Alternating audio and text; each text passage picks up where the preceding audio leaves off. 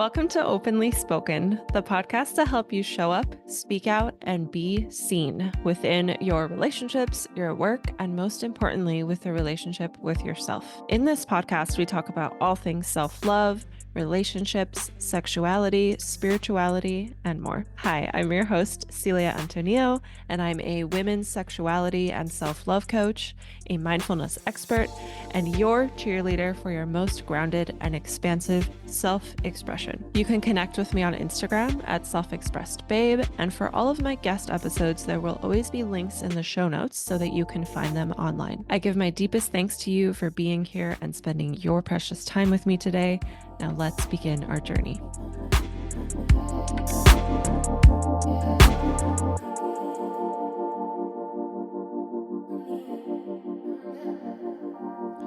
Hello, welcome back to Openly Spoken. My name is Celia.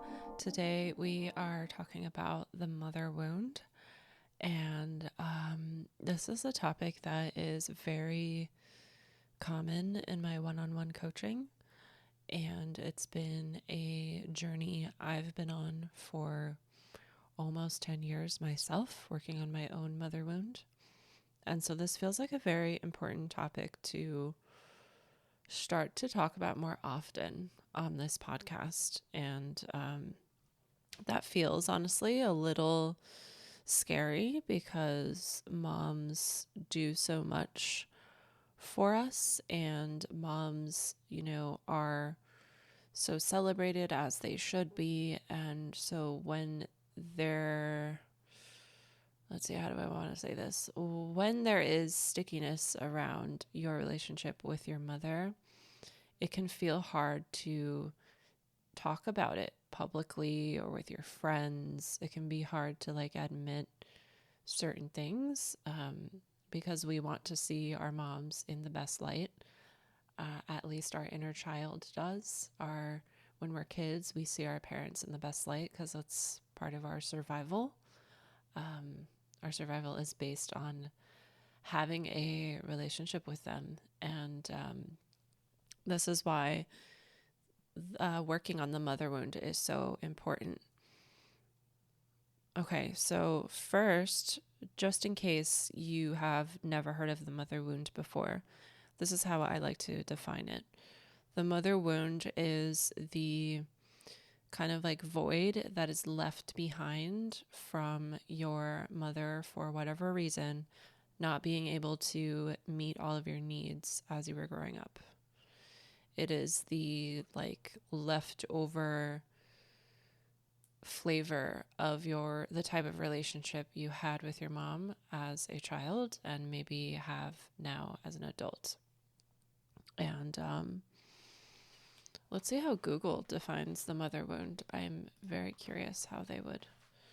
I want to know if that is different. Definition. Let's see, we're going to Google this together. Definition of the mother wound. The mother wound. Okay. All right, so on Google, the very first definition comes from privatetherapyclinic.co.uk. And it says the psychological impact that arises from an individual's relationship with their mother. And I'm going to speak in this episode, I'm going to speak to women and what happens when a woman works on her mother wound. But before we get into that, I'm going to talk about why it's important. So the psychological impact that your relationship with your mom leaves behind, or the imprinting that relationship leaves behind in your psyche, it sets the tone for every single relationship moving forward. And this is really important to consider when you are talking about female friendships and being able to collaborate with other women. Because in order to collaborate with other women or have friendships with other women, you need to be able to trust them. And if you have some unhelpful, leftover psychological imprint from your relationship with your mother, you might have received the message that women cannot be trusted. I also want to speak to that society kind of perpetuates this theme of women cannot be trusted. It is seen a lot in, for example, the movie Mean Girls, lots of 80s movies. There's just this like kind of like old paradigm. I'm going to say old paradigm because I feel like it's shifting. It's at least shifting in the spaces I choose to hang out. But I really do think it's shifting, that there's a lot more collaboration amongst women present now than there ever was before, rather than competition. And what's interesting to look at about this is how that socializing that we receive as women, the way we are socialized as women, we're given that message of like, you can't trust other women. And this can go all the way back to the times of like witch burnings, where women were encouraged to rat out other women and like let us know who's a witch so that we don't think you're a witch. So then women were kind of forced to turn on each other. And this adds to the mother wound, because if as a woman you receive the conditioning that other women are your competition and cannot be trusted, what happens when you have a daughter? What happens on the like very subtle subconscious level when you have a daughter, if those are beliefs that you are holding? And so it's very interesting to see how society also seeps in to how people are able to mother. And this is also why some people who maybe have had a mother who was emotionally present, like she was able to be present and able to meet at least most of your needs. This is why people who have that experience and don't necessarily think of themselves as someone with a mother wound still have it, because of these like leftover things of how women are socialized, which affects the type of mother that your mother is able to be.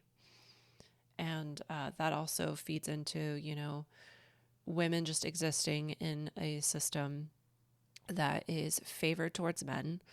And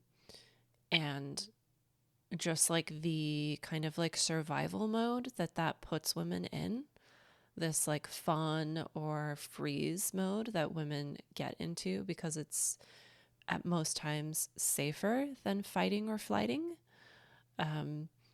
And then just think about, if I'm not saying every single woman is like that. This is just a generalization, but if every single woman is in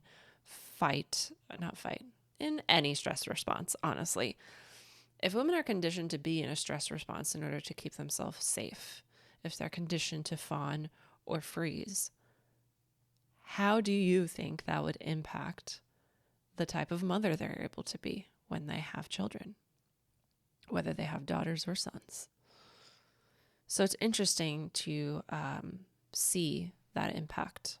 Okay, so back to our point of how working on the mother wound is important because it sets the tone for all of your relationships.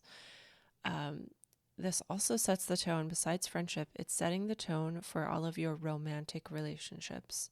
And here's how.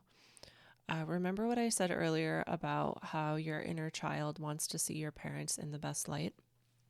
This is very interesting once you realize that when you are a kid, you are completely free and open and unfiltered and unconditioned, and you are your true self. You're your true self until you receive a message in the form of an experience that it is not okay to be that true self. And for women who have a mother wound, they have had an experience in their childhood with their mom where a part of their personality was rejected by their mom. And because this part of your personality was rejected when you were so young, that means you've been repressing this part of you for such a long time that you even forgot what that was. And so there are parts of you from your childhood that have been lost, so to speak. And the way this sets the tone for romantic relationships, and this is why this is such a big theme in my work as a sex, love, and relationship coach is we all know that the like main advice when it comes to dating and, you know, finding your soulmate, if that's something that you desire, the biggest advice is always to be yourself. But if you have parts of yourself that were lost in your childhood, whether it's, you know, from the mother wound, like we're talking about today, or whether it's from father wound or from any other caretaker that you were raised by or partially raised by, then we lose these parts of ourselves and we're not able to actually be our fully authentic self in relationship.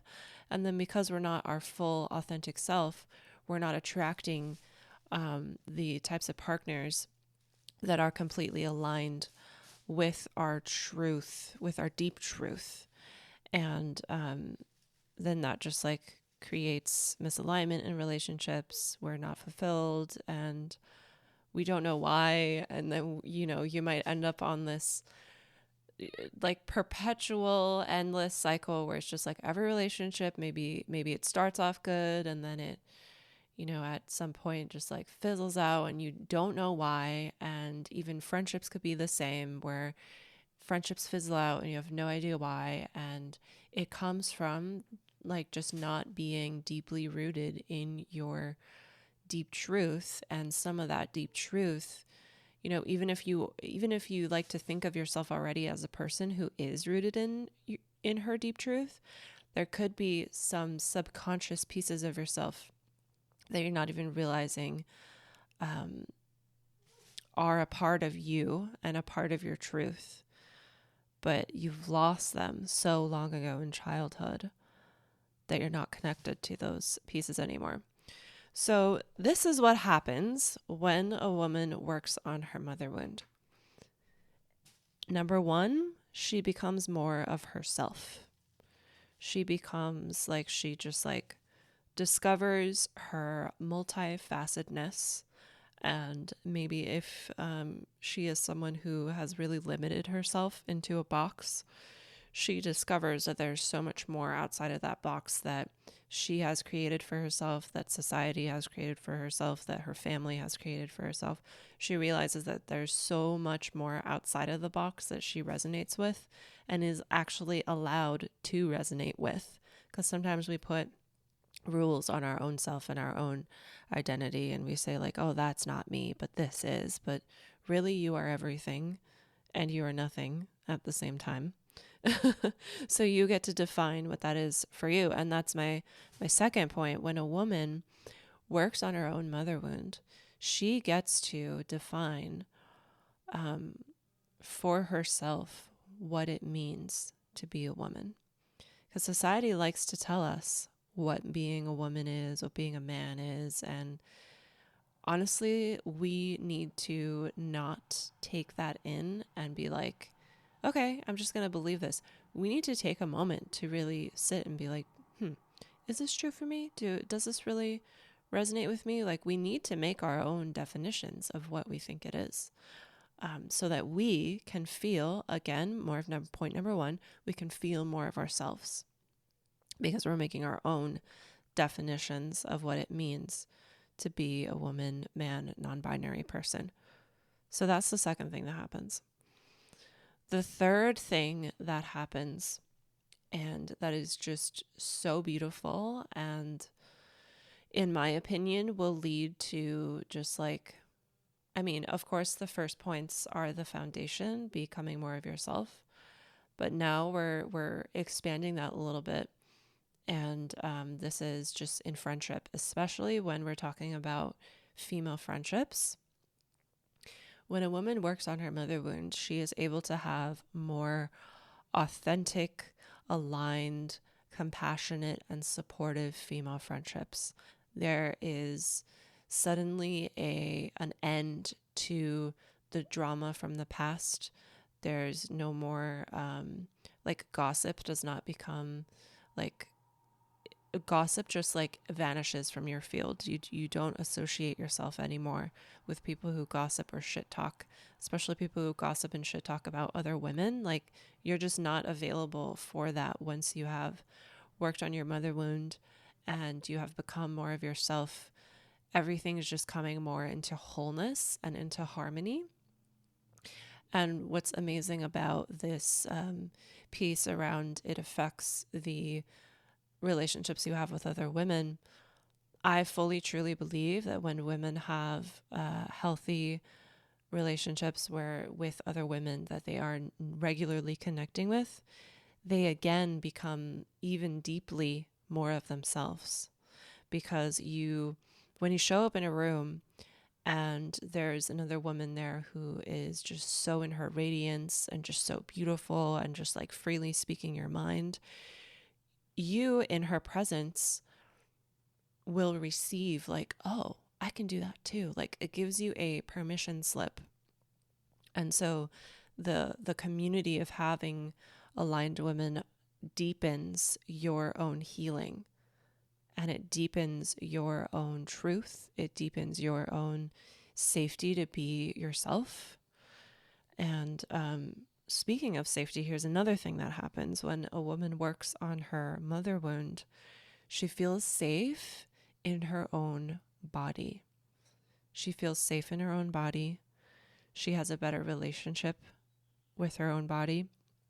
I was recently reading something very interesting and also very sad about the mother wound when it comes to body and food habits. And I was like, oh, wow, no wonder like I've had this experience, and like a lot of other people I've met who also have carried a mother wound have had this experience at some time in their past. So when we are babies, we cannot differentiate yet between like mother and yourself. Like mom feels like a part of your body, and mom is also the source of nourishment.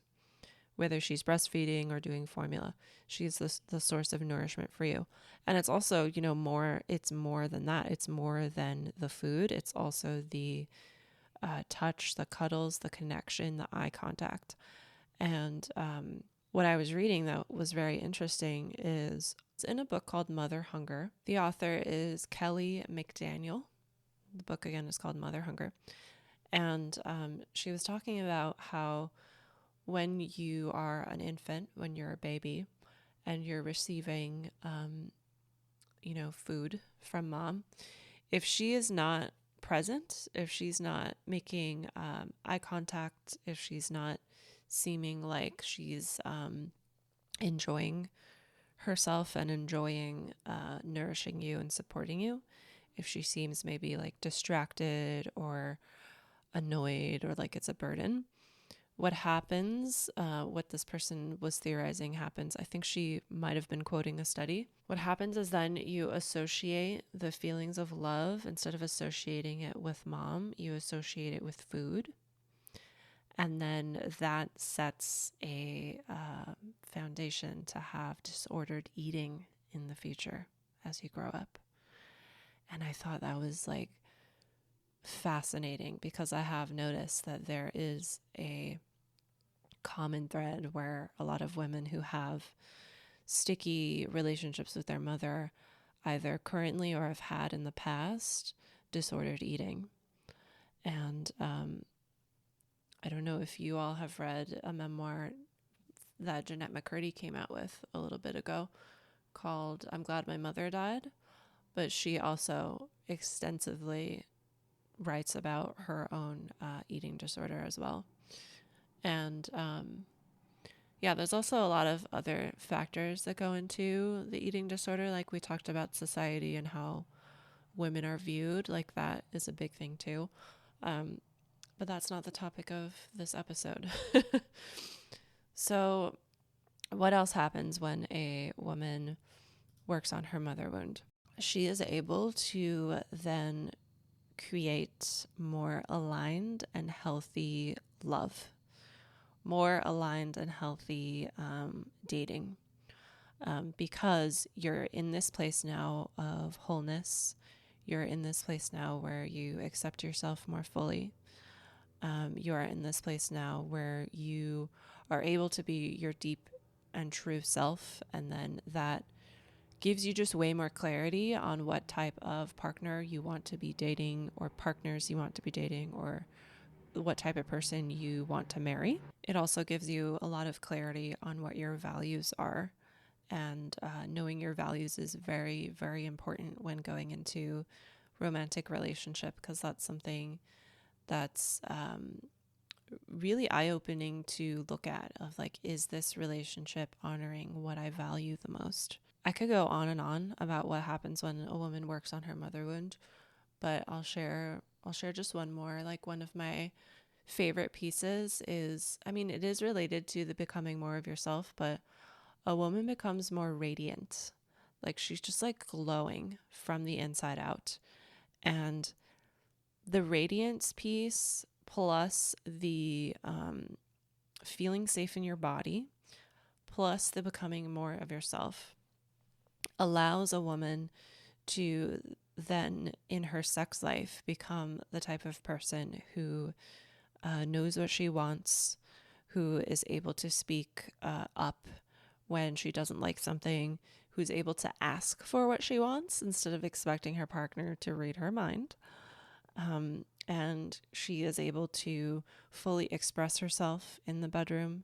She is able to, because she's able to fully express herself because she's no longer judging herself. She's no longer scared of like abandonment. Like, that is the biggest piece that can be there when it comes to the mother wound, is just this like deep memory somatically in your body of abandonment that makes women then grow up to like not share themselves, not share their truth, not share their voice, not speak up when they have something to say.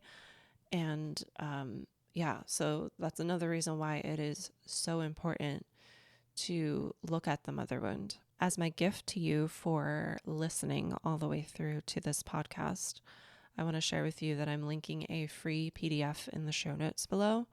And or if you're listening to this on YouTube, it's in the caption below. And it is a mother wound healing guide PDF. And that'll be down below if you want to either get started for the first time in healing your mother wound, or if you have heard of the mother wound before and you just kind of want to have a space where you can ask yourself some questions and really deepen in this work a little bit more so that you can get all the benefits that we've talked about in this episode today. So that's all I have for today. I thank you for being here, and I will see you next time.